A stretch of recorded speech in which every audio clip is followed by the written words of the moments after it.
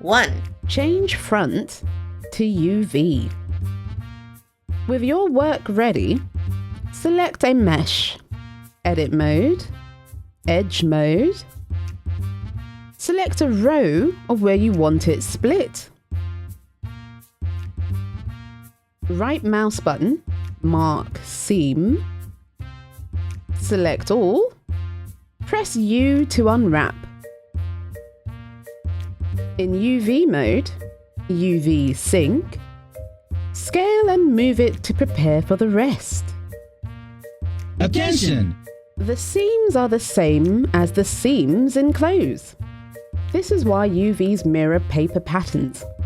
Whatever you want hidden, when possible, put the seam where people don't look. 2. Select another mesh. Isolate it to make viewing easier with Shift and H, then Alt and H, or /.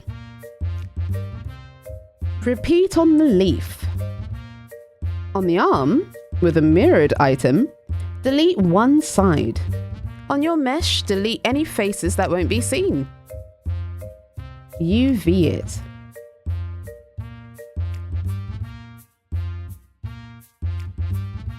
If your object's pivot is not center, in object mode, hold Shift and S, select cursor to world origin, then object, set origin to 3D cursor. Remirror it and apply. Select the face. Before we continue, Attention! the UV controls what texture is seen where. If the expression on the apple is the same on both sides, we can leave the UV on top of each other. If the UV expression is to be different on both sides, we need to have the UVs not on top of each other. In the attribute, press Apply. Continue to unwrap the apple. 3. In object mode, select all meshes. Then enter edit mode. With face mode selected, move pieces into place, like a minigame. Big UV means high quality texture. Small UV means low quality texture.